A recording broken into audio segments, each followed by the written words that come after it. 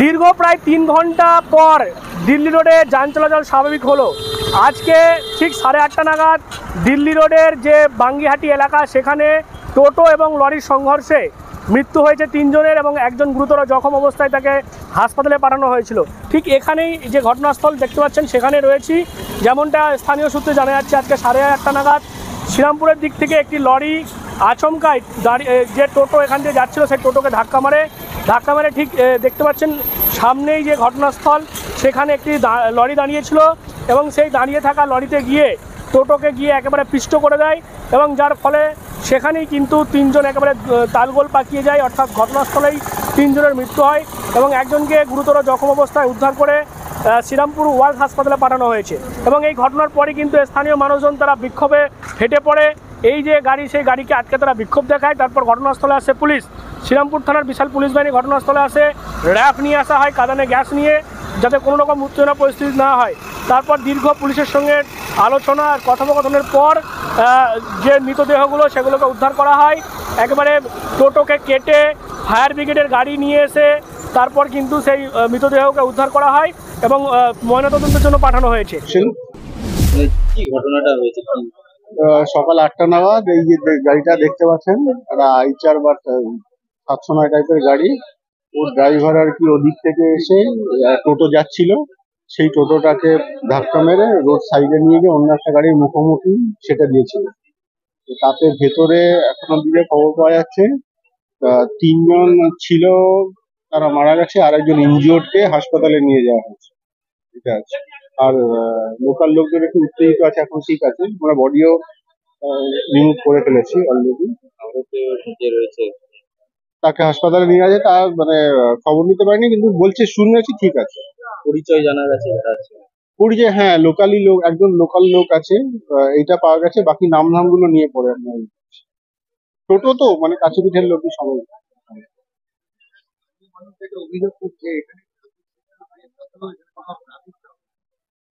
না, ট্রাফিক থাকে, ওনাদের যেটা বক্তব্য সাফিসিয়েন্ট ট্রাফিক নেই, মানে রাস্তার দুদিকে মাঝখানে, মানে একটা পোস্টে 3 জন লোক দেওয়া, ওরকম একটা। যেগুলো লোকাল লোকের দাবি বা অসুবিধা আছে সেগুলো আমরা দেখে নিচ্ছি, আমাদের সাথে কথা হয়ে গেছে। আমরা কালকে একটা বড় করে মিটিংও করবো, ওনাদের যেগুলো দায়িত্ব আছে। আর একটা এখানে আর একটা সমস্যা আছে, একটা লেন আছে যেটা বন্ধ আছে, কিন্তু ওটা রাস্তা, তো রাস্তার ব্যাপারে পিডব্লিউডির যে এক্সপার্ট আছে তাদেরও আমরা দেখে নেবো, কথা হয়ে গেছে। কারণ ওনারা ছাড়া বলতে পারবেন না কি কারণে ওই দিকে কালভার্ট বা ব্রিজটা বন্ধ আছে। একজন বলছেন যে 5 বছর 9 বছর ধরে বন্ধ আছে, সেটা যাতে রিপেয়ার হোক বা চালু করা যায় বা নতুন কনস্ট্রাকশন, সেটা আমরা ওদের সাথে দেখে নিয়ে কথা বলবো।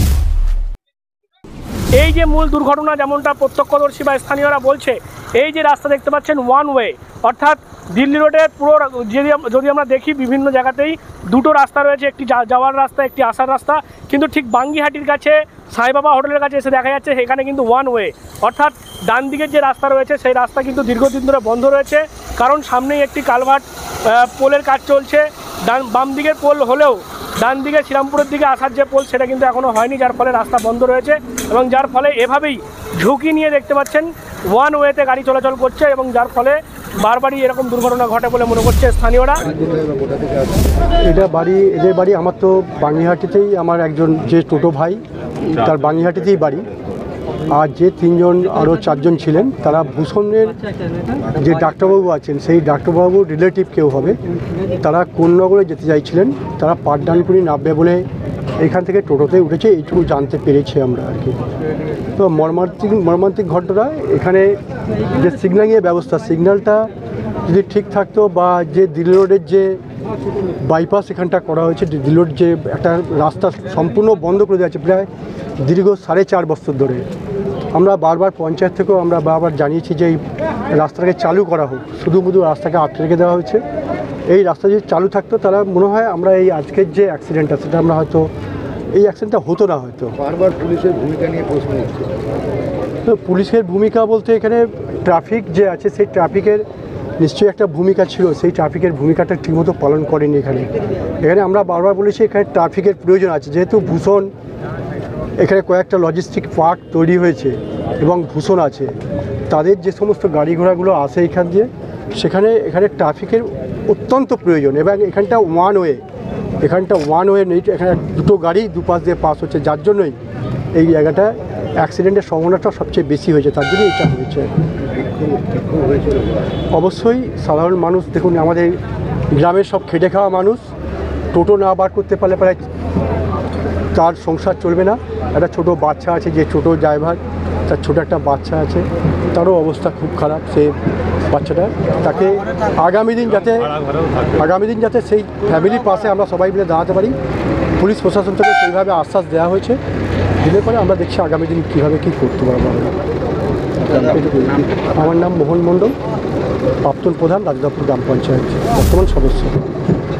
এবং আজকের যে ঘটনা টোটো এবং লরির সংঘর্ষে, সেই ঘটনায় 3 জনের মৃত্যু হয়েছে এবং পুলিশ দীর্ঘক্ষণ এলাকার মানুষের সঙ্গে আলোচনার পর সেই মৃতদেহগুলো উদ্ধার করে নিয়ে গিয়েছে। যেমনটা পুলিশ জানিয়েছে, এই ঘটনায় কিন্তু 3 জনের মৃত্যু হয়েছে, যার মধ্যে বেশ কয়েকজন মহিলা রয়েছে, একজন ডাক্তারবাবু ছিলেন এবং একজন শিশু, তাকে পায়ে চোট লেগেছে, তাকে উদ্ধার করে কিন্তু হাসপাতালে পাঠানো হয়েছে। গোটা ঘটনা নিয়ে আপনারা কী বলবেন অবশ্যই কমেন্ট করুন কমেন্ট বক্সে। এরকম আরও খবর নজর রাখবেন ডিএনএন বাংলায়। ডিএনএন বাংলা সবার মনে, সবার ফোনে।